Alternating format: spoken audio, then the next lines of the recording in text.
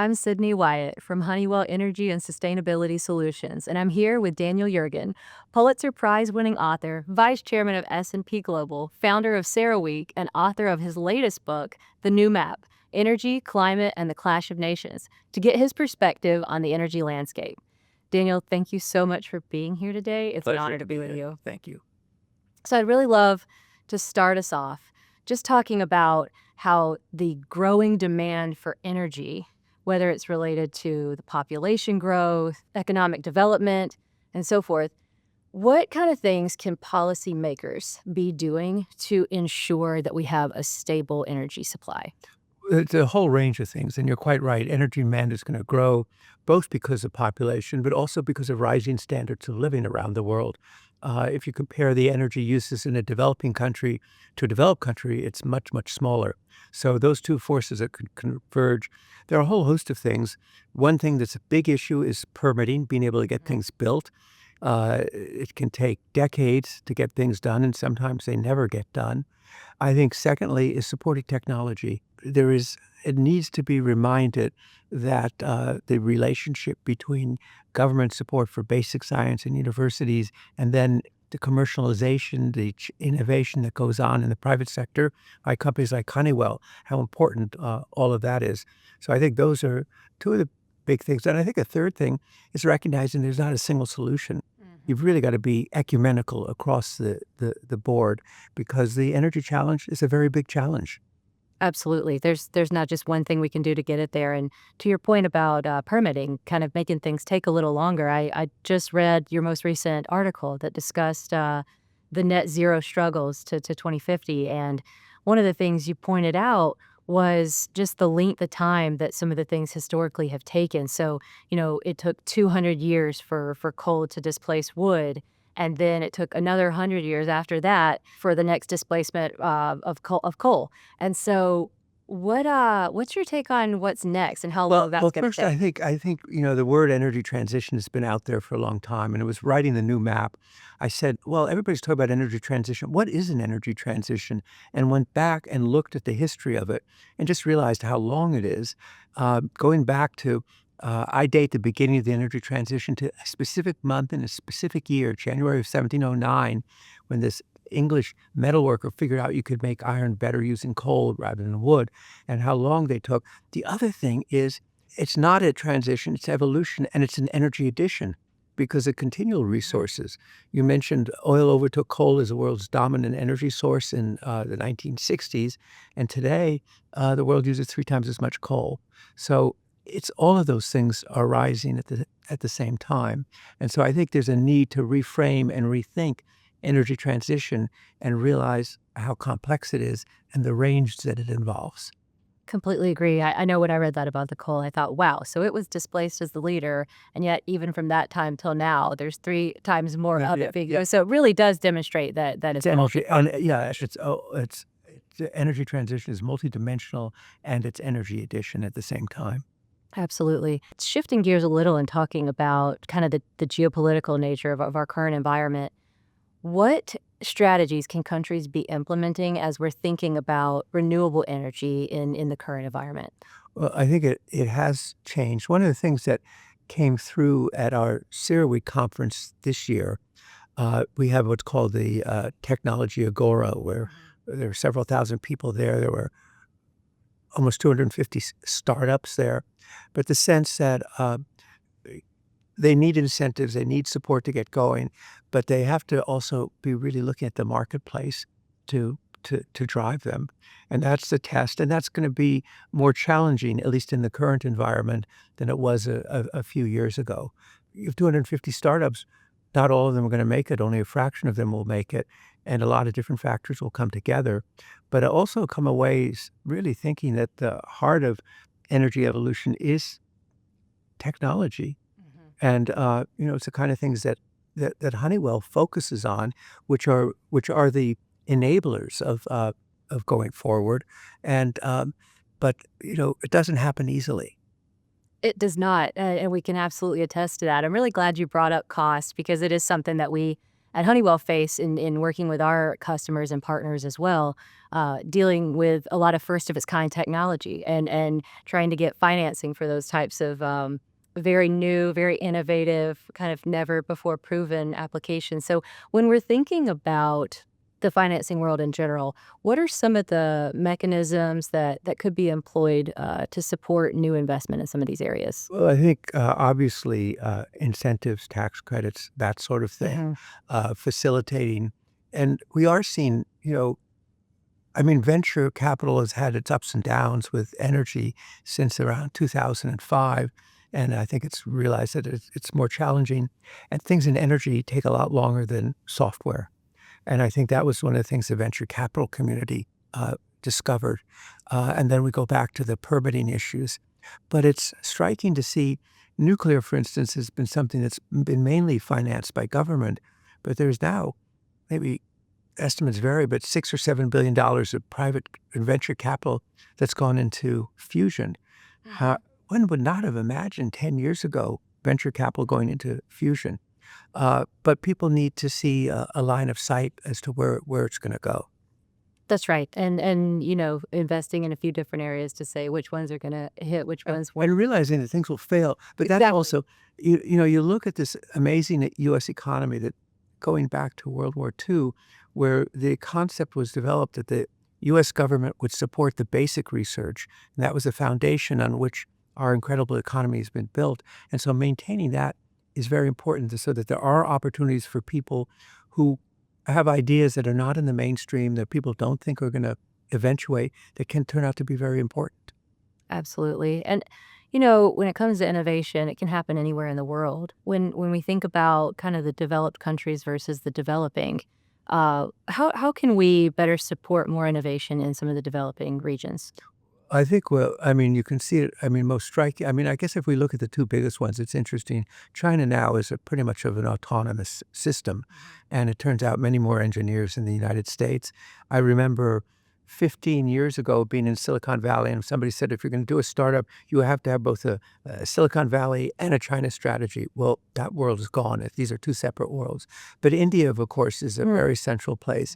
And if you look, it's amazing to see people coming out of these Indian institutes of technology, the impact or other Indian universities, the impact that they've had on the U.S., really on the U.S. economy in terms of innovation. So, I mean, I think India is obviously a very central focus for innovation. Absolutely. I think looking forward, that's definitely one of the areas we can expect a lot more from, and when it comes Oh, to. can I just, Oh, please. yeah, I want to add one other thing. I mean, again, we take it for granted, but the ability of these young people to come to the United States, maybe with their first degree, and they do their PhD here. Uh, I've seen that in the last several decades among the American people receiving Nobel Prizes in science, half of them were immigrants to the United States, and maintaining that flow of people. Um, I heard Bill Gates last week refer to it, saying that one of the biggest things the U.S. does, one of the biggest imports is imports of IQ. It's a really interesting thing to think about, and we were actually just reviewing this recently. So, with UOP being one of the kind of original founders, let's say, of a lot of the technology behind refining and petchem, we have trained over decades many engineers that are now placed all over the world. And we were realizing that many of those folks who went through our training program 20, 30, 40 years ago happen to be now CEOs of some of the world's largest Well, energy companies. we think of uh, this era of globalization, particularly the last 3.5 decades, what I call the second age of globalization, that goods and technology flowed around the world. The other thing that flowed around were people. Mhm. People flowing into UOP, being trained, going back in the world, or people coming from other parts of the world, coming to the US. That free flow of people was actually an incredible stimulus of innovation. It absolutely was, and continues to be, but I think in a different way moving Well, I think forward. it's obviously we're in a more challenging period for that, and, I think there hasn't been enough focus on how important that is and the really positive consequences that have flowed from it. It's just been kind of either not recognized or taken for granted, but that flow of people and the fact that a company like UOP would bring people from all over the world, or the research universities in the United States would bring people from all over the world, either stay here, go back to their home countries. Enormous impact of driving technology forward and driving economies forward and driving higher standards of living forward. Exactly right. It will be interesting to see how things play out in the coming years as we're not seeing maybe quite as much of that global mindset. Moving on, I'm not going to take any stock picks here from you, although I could because you have predicted quite a few things correctly here recently. But in the next 5 to 10 years, say, what are some of the technologies and innovations you're betting on? Well, I think that a crucial technology, one you guys are much involved in, is carbon capture. Mm. And figuring out what is the path of carbon capture, how do you get it to be scale, how do you get it to be commercial? I think other things, I remember about 2 years ago at CERA Week, it was almost Hydrogen Week. There was such excitement about hydrogen. I realized that now it's realized that hydrogen is more challenging. It's Mm. not moving at the speed that would have been expected a couple of years ago. And a very important part of it is the need to, where's the market, where's the demand for it? So I think, and then we see obviously there are different paths on biofuels and the role that they'll play. I think two things that are get less attention is energy efficiency. I actually got into my whole studies of energy focused on energy efficiency when I was at the Harvard Business School, some time ago. And that's underestimated, but I really do see energy efficiency as an energy source. And then there's the double edge or the double character of AI. Yes. In one sense, it means a lot more electricity intensity. Our numbers is that U.S. electricity demand right now, AI is about 4%. It might go to 10 or 12%. Others say higher than that.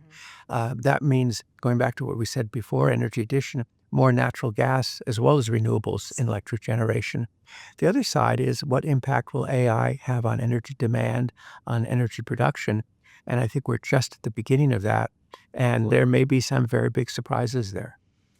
I would be surprised if there weren't surprises coming out of that one, but, really happy to hear most of what you mentioned there because it is, different technologies that the Honeywell is working with, whether it is the carbon capture or the biofuels or LNG, of course, with our recent acquisition, and I'm really happy to hear your take on what we can expect next because the majority of the technology you just listed are areas that Honeywell has a major stake, whether it's in, the carbon capture like you mentioned or in e-fuels and even in LNG with our recent acquisition of the Air Products piece of LNG. So I'd really love to hear more from you on your thoughts of LNG. Is it a transition fuel? Is it a fuel of the future? Oh, I think LNG is a fuel not only of the present, but definitely a fuel of the future. We just did a big study about LNG, and I think people don't understand the impact and scale of what's happened in LNG. Here, a decade ago, the United States was not an exporter at all of LNG, liquefied natural gas. Today, it's the world's largest. And as we were finishing our study, which we did with the U.S. Chamber of Commerce, it was very interesting to say, okay, we're sitting around and say, well, how does this compare to other exports to the U.S.? The value is half that of semiconductors. It's bigger than soybeans, and it's more than twice the value of Hollywood and television. This is a big business that supports something like 400,000 jobs in the United States. It has huge geopolitical significance.